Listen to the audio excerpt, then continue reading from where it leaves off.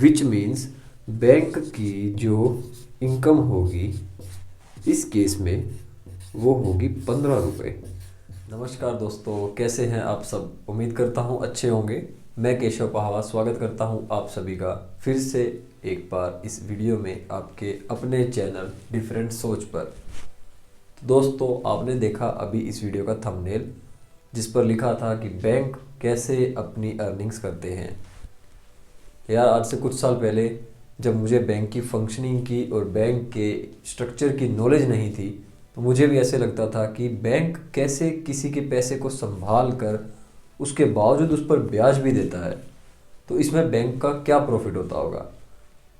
तो हाँ, आइए आज आपके भी इसी डाउट को हम सॉल्व करेंगे और ज़्यादा देर ना करते हुए शुरू करते हैं हम अपने काम की बात को कि बैंक आज के समय में किसी का पैसा रखकर उसे ब्याज भी देते हैं और खुद भी उसमें प्रॉफिट कैसे कमाते हैं। दोस्तों, आज के इस वीडियो सेशन में हमारे पास एक बहुत इम्पोर्टेंट टर्म रहने वाली है। अगर मैं उसको थ्योरेटिकल वे में या टेक्निकल वे में समझाऊंगा तो काफ़ी टाइम लग जाएगा आपको समझने में, बट मैं उसके लिए एक बेहद प्रसिद्ध मूवी का एग्जांपल लूँगा साथ में। आपने बहुत अच्छे से उस मूवी को देखा होगा तो आप बहुत जल्दी से समझ जाएंगे। आप सभी ने हेरा फेरी मूवी जरूर देखी होगी, जिसमें अक्षय कुमार बोलता है कि उसके पास एक ऐसी डिग्री है जिसका नाम है ITUS। इसका मतलब है इसकी टोपी उसके सर। जी हाँ, बैंक्स भी आज की डेट में यही काम कर रहे हैं। बैंक्स के लिए बस हम जो टर्म यूज़ कर देते हैं उसे बोलते हैं हम लोग CC, जिसका मतलब है क्रेडिट क्रिएशन। क्रेडिट क्रिएशन दोस्तों, क्रेडिट क्रिएशन कुछ भी और नहीं है सिवाय ऊपर लिखी इस टर्मिनोलॉजी के। क्रेडिट क्रिएशन के अंदर बैंक क्या करते हैं? इसके अंदर बैंक्स का बड़ा सिंपल सा फंडा है कि बैंक्स एक जगह से अपना प्रॉफिट लेते हैं और दूसरी जगह से उस प्रॉफिट का कुछ हिस्सा ब्याज के रूप में यानी कि अपने डिपॉजिटर्स को दे देते हैं। तो मैं बात करता हूँ ये पूरा जो वर्किंग स्ट्रक्चर है कैसे बिल्ड होता है या कैसे काम करता है। सबसे पहले बात करता हूँ, बैंक्स के पास दो पिलर्स होते हैं। एक होता है डिपॉजिट, दूसरा होता है लोन या फिर एडवांस सेक्शन का। डिपॉजिट पिलर के अंदर बैंक को हमेशा ही माइनस में रहना पड़ता है। जी हाँ, बट लोन के सेक्शन में बैंक हमेशा प्लस में रहता है। आप बोलोगे कि डिपॉजिट में तो उल्टा बैंक के पास सिक्योरिटी भी है, बैंक के पास पैसा भी जमा हुआ है लोगों का, उसके बावजूद बैंक माइनस में क्यों रहता है? बट लोन में तो बैंक अपना पैसा दूसरों को दे देता है, तो फिर प्लस में कैसे रहता है? बड़ी सिंपल सी बात है। जब कोई व्यक्ति बैंक के पास अपना डिपॉजिट करवाता है तो बैंक को उसके ऊपर ब्याज देना पड़ता है, यानी कि बैंक की तरफ से इंटरेस्ट उस व्यक्ति के पास ट्रांसफ़र होता है, जिससे बैंक की इनकम जो है वो कम हो जाती है। वहीं दूसरी ओर अगर बात करें लोन के केस में, तो यहाँ जो है बैंक के पास इंटरेस्ट उस व्यक्ति की तरफ से आएगा, यानी कि बैंक की इनकम के अंदर कुछ इजाफा होगा। इसका मतलब बैंक को लोन करने में प्रॉफिट होता है और डिपॉजिट रखने में कुछ परसेंट चीज़ों का लॉस होता है। अब बात करते हैं क्रेडिट क्रिएशन, जो हमने टर्म की बात की पहले, वो कैसे फंक्शन करती है। फॉर एग्जांपल, बैंक ने किसी A नाम के कस्टमर से, यहाँ मैं दूसरे मार्कर से लिख देता हूँ, बैंक ने किसी A नाम के कस्टमर से 500 रुपीज़ का डिपॉजिट लिया। इस व्यक्ति ने बैंक को ये अमाउंट फिक्स्ड डिपॉजिट के रूप में दे दिया, जिसे आप लोग FD बोलते हैं।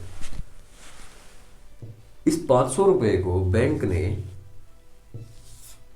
किसी B नाम के व्यक्ति को लोन के रूप में दे दिया।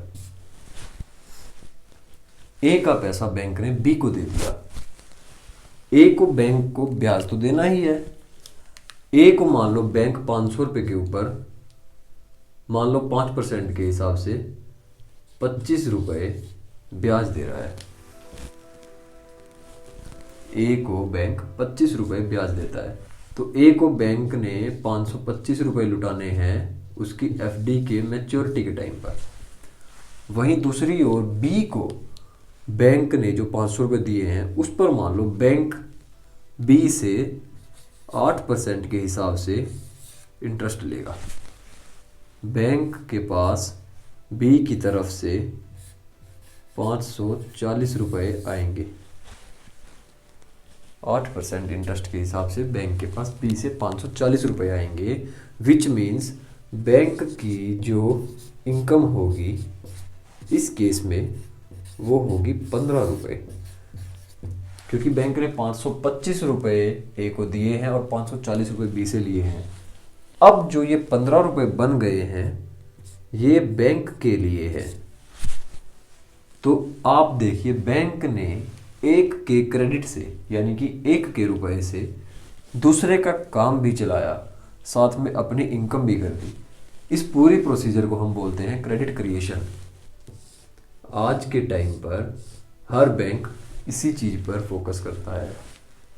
जितने भी कमर्शियल बैंक्स हैं, जितने भी लोन गिविंग बैंक्स हैं, वो सब क्रेडिट क्रिएशन के थ्रू अपनी इनकम जनरेट करते हैं। ये तो बात हो गई बैंक्स की फोरमोस्ट इनकम की। फोरमोस्ट यानी कि प्राइमरी इनकम।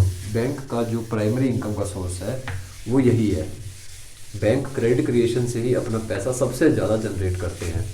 अब बात करता हूँ मैं कि इसके अलावा भी क्या कोई ऐसे सोर्स हैं जो बैंक की इनकम का पार्ट बनते हैं।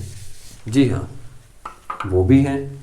वो कैसे हैं? जिनको हम पैरा सर्विसेज बोल देते हैं। पैरा सर्विसेज, बैंकिंग के अंदर कुछ पैरा सर्विसेज हैं जिसके थ्रू बैंक्स अपना पैसा कमाते हैं। जैसे पहले नंबर पर आ गया है insurance plus bank is equal to bank assurance. Bank assurance. वहीं दूसरी तरफ जो है बैंक्स इन्वेस्टमेंट करते हैं तरह तरह के फंड्स में। उनमें से कुछ लिक्विड फंड्स होते हैं जो कि बहुत जल्दी बैंक को काफ़ी अच्छा प्रॉफिट दे देते हैं। इन्वेस्टमेंट के ऊपर भी बैंक को कुछ परसेंट क्या इनकम गेन होता है। तीसरे नंबर पर आ जाता है बैंक का लोकर सर्विसेज,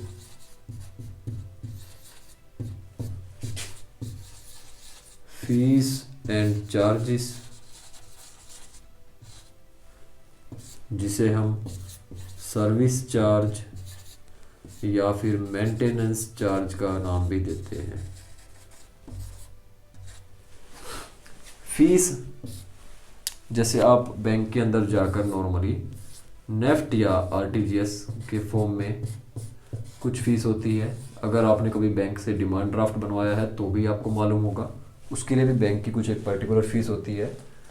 तो बैंक के पास पैरा सर्विसेज की भी 3 प्रकार से ये इनकम है, और मेन इनकम की तो हम बात ऑलरेडी कर ही चुके हैं। तो दोस्तों अब आप देखिए बैंक्स किस तरीके से आपके डिपॉजिट पर आपको भी प्रॉफिट दे रहे हैं और उसके बावजूद भी वो खुद भी पैसा कमा रहे हैं। बैंक पैसा इसलिए कमाते हैं क्योंकि वो एक प्रॉफिट जनरेटिंग कंपनी है। बैंक एक कंपनी है जो कि लीगली गवर्नमेंट की तरफ से मेंशन्ड है कि बैंक जो है स्टैट्यूटरी बॉडी है जो वर्क करेगी अपने प्रॉफिट पर्पस के लिए। तो इसके लिए बैंक को तरह तरह की सर्विसेज देनी पड़ती हैं जिसमें उसको खुद का प्रॉफिट भी देखना होता है और अपने कस्टमर्स का भी। इस तरीके से दोस्तों बैंक की जो फंक्शनिंग है वो कंप्लीट होती है। बड़े ही शॉर्ट एंड मैं बोलूँगा बड़े ही शॉर्ट एंड ब्रीफ तरीके से मैंने आपको बता दिया है। तो इस तरह की और फाइनेंशियल अवेयरनेस की वीडियोस या मोटिवेशनल या एजुकेशनल वीडियोस देखने के लिए आप लोग हमारे चैनल के साथ जुड़े रहिएगा। अगर आपने अभी तक इसे सब्सक्राइब नहीं किया है तो please do subscribe this channel different सोच। यकीन मानिए आप दिन प्रतिदिन इस चैनल के साथ जुड़कर बेहतरीन बनते रहेंगे। तो इस वीडियो को देखने के लिए आपका बहुत बहुत शुक्रिया।